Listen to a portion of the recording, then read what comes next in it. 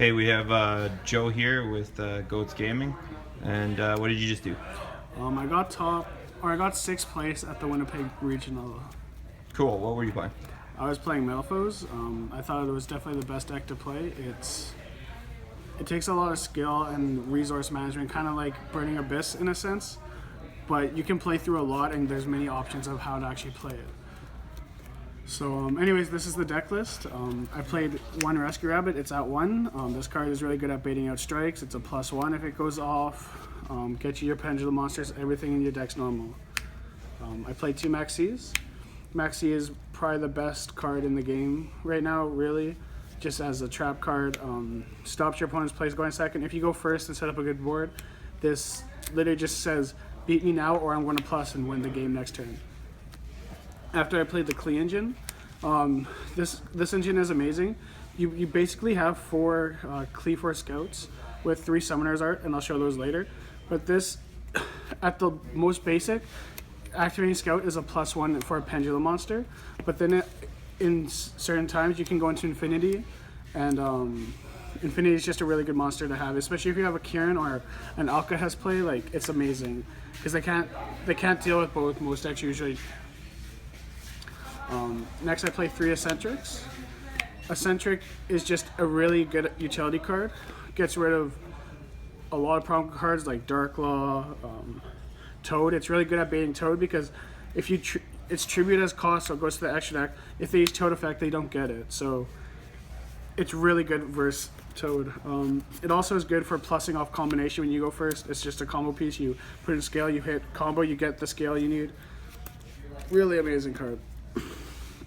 Next, I play the Magic Spectre engine. Kieran is just a really strong card in this format. It deals with everything. You have to go into battle phase to attack it, and then it can just bounce it. Not much deals with this card directly. Book of Eclipse is a good one, but yeah. I played the 3 Raccoon just to search it. And this is just a searchable low scale. You have 9 high scales plus 3 eccentrics. And sometimes you just don't have a low scale in hand, or you need another low scale if you're going second and they pop your first low scale. So this is just something else to add to the low scales count. Then I played 15 MetalFoes. This is definitely the correct ratio to play. Some people play 2 Bismugear, but you really want to play 3. Even if you have 2 in hand, you can activate one as scale and you pop it, and then this one you can use as material in your hand when you fuse.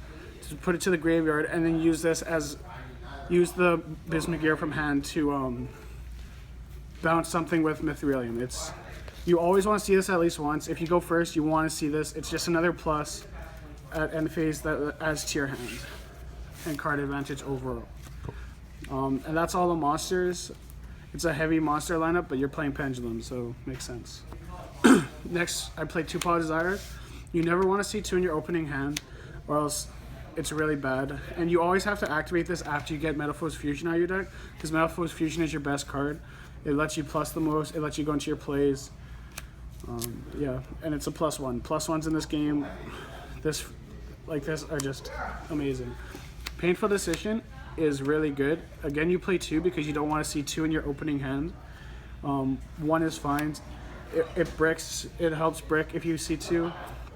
This card is really good because not only does it get you the scale you might need for your hand, or it gets you another gold driver to make rank 4 plays like Utopia Lightning if that's what you need to do, but also sets up your graveyard as a Mithrilium target to bounce something on the field.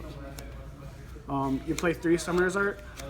This searches obviously Scout, which is a +1 at the, like I said, the basic level, or it goes into Infinity.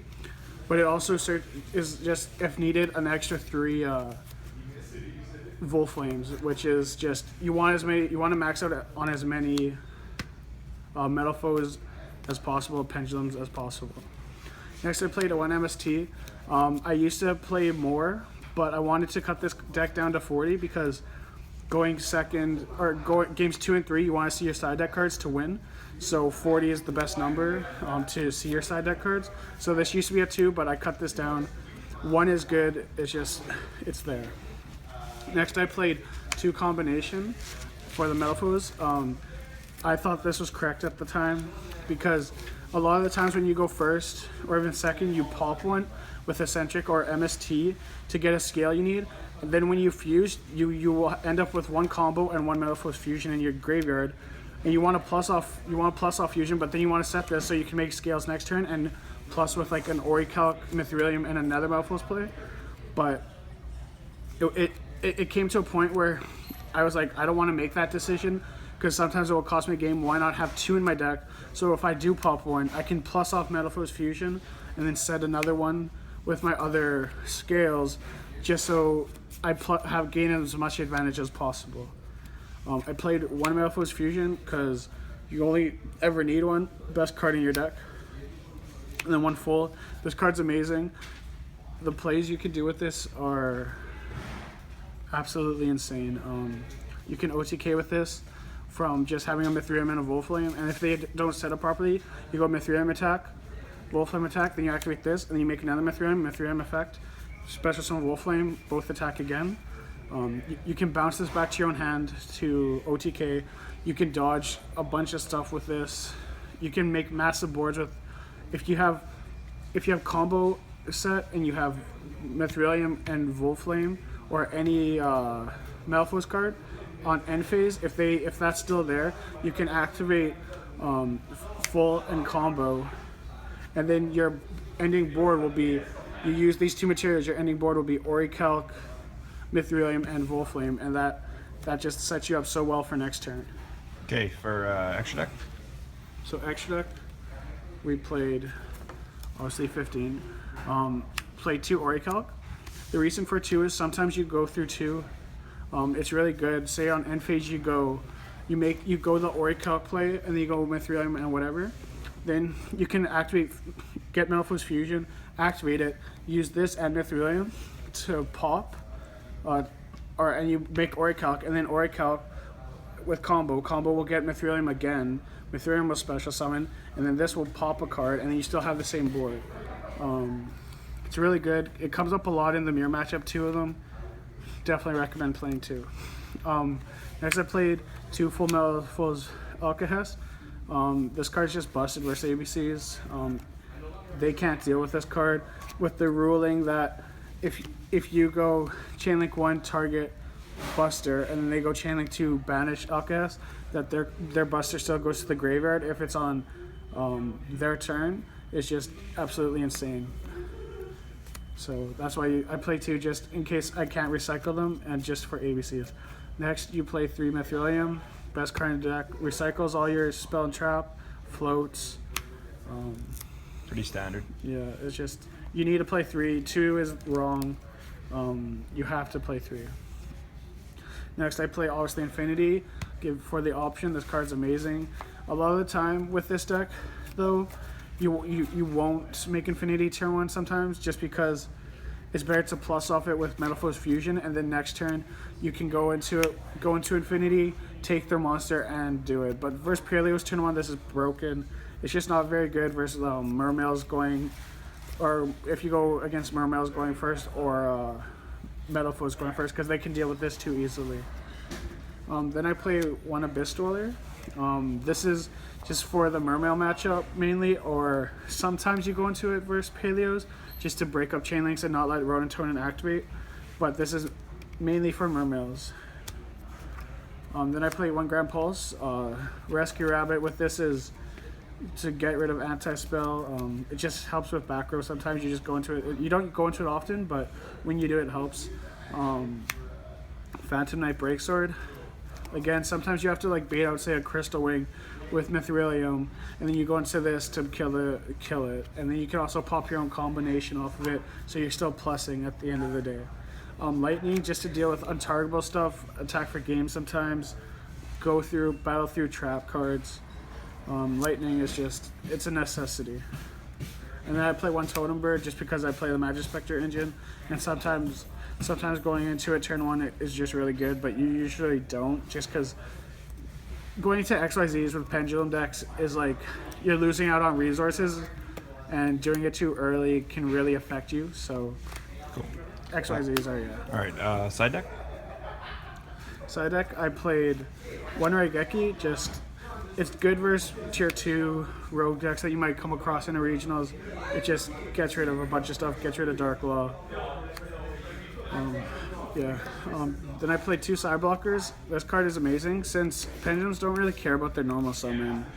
You can normal summon this and you can call a lot of stuff. Like say if you go activate and you go B Buster Drake, they can't use B Buster Drake to summon it. They can't equip that monster. They can't use it to fuse Buster Dragon. So that literally stalls them from a turn with using Buster. And then they have to chain like Buster Dragon to this. Or you can go Tree Toad when they only have a Bahamut Shark. And when they only have a Bahamut Shark and then they can't summon another Tree Toad. It's totally awesome. It's really good. Next, I have 2 Lava Golems. These are just really good board clears. Like a lot of things that try to lock you out will have 2 or 3 monsters that lock you out. And again, you don't care about your normal summon, so you can just plop this out. If they have Bahamut Toad, if they have Dark Law Rafflesia or a Dark Law Toad, you just put it on to those 2, get rid of them, easy peasy. And then you can bounce it back to your hand with Mithrilium. It's just a really good card overall to use. Next, I played 3 Retaliating Seas. This card is absolutely busted in the mirror. If you get this going second and you activate on your opponent, it's basically a 3-for-1. And then when you pop it and you get Max C, like there's almost no way you shouldn't lose that duel, because they're not only are they losing MetalFoes Fusion, they're losing 2 Pendulum monsters, and it's really OP. Like yes, Typhoon can stop them from Pendulum summoning, but if a good player can bait you out with Typhoon, and if they do, you basically just negged 1. Whereas Retaliating Sea is a 3-for-1, and it searches for Max C when you pop it with a scale. Next, I played. A lot of people won't agree with this. 2 Holding Legs. This I sided in for the Paleozoic matchup, going second. So my theory behind it is, if I normal summon this, it's like a cold or a giant tornado where it bounces all the cards. So if I'm bouncing all 5 trap cards or 4 trap cards that they're setting, they either have to chain a strike to this, or this goes through. If they're chaining strike to this, this got its weight in gold where it got rid of a strike, and then in the graveyard you can remove it from play, target one of their cards, and they can't activate that till the next turn. So it's basically a 2-for-1 and gets rid of a strike, or it bounces all their trap cards and lets me play for free as if I'm going first with 6 or with 5 cards, 5 other cards on this, and that's usually just game. Next, I played 2 System Downs. ABCs are a thing, Cosmos are a thing. Not much more I can say. This card is busted. Then I played 2 Cosmic Cyclones and an MST. This is always sided in for anti-spell versus non-MetalFoes mirrors. This is also really good versus Paleos, going just to banish their stuff and to interrupt their chains with their trap cards. And also, it's good if you go first, you can hit MetalFoes Fusion, and if you bash that, you're usually winning.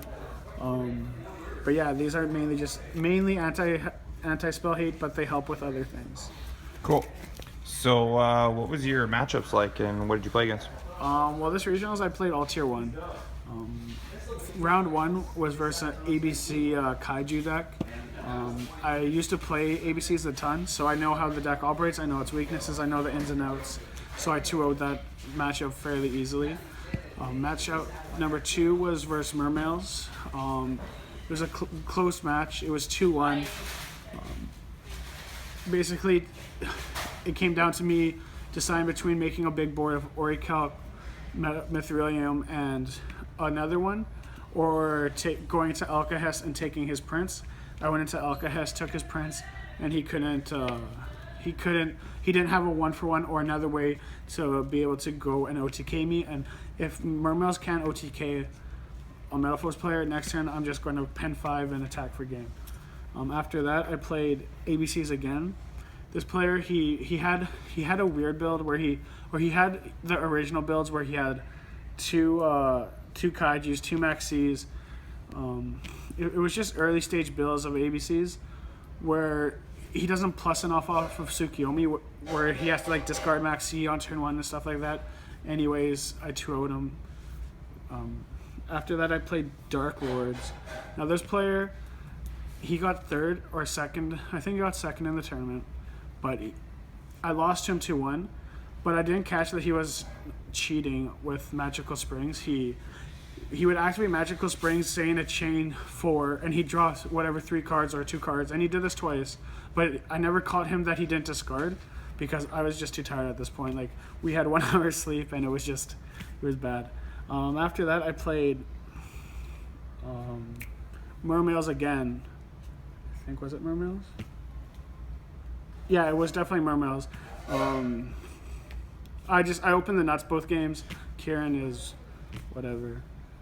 Kieran is busted in the matchup. They can't really deal with it unless they kaiju it, and if they don't have kaiju, it's usually just game. After that, I played at this point I was X1. I played it versus Paleozoics. I went first game 1, but the way he built his deck was just to stall out. He had 3 Storming and 3 Wabakus. So our first game, even though I was winning the whole time, went to 38 minutes out of the 40-minute round. So then game 2, I just decided to scoop right at the beginning because I was on the bubble at that point, and I was like, I'm not going to tie because this guy just was playing for the tie, and I kept telling him, you're just stalling at this point, and he's like, oh, it's okay, I'm going to win. But there was no chance. He didn't even understand the game state at that point. Then game 3, I went first. It went into time, but it came down to him he Raigeki'd my field, but I had Magispectre Raccoon.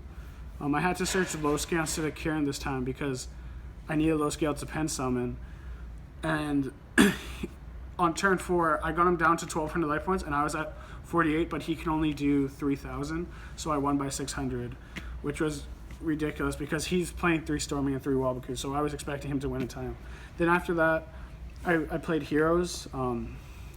Game 1, he has Dark Law and Vanity's Emptiness, and it's like usually at that point, like last game, scoop it up, but I baited it out so he thought I didn't have anything really, and then I just pin summon Kieran before he activates Vanities, bounce his Dark Law, and he couldn't recover from that.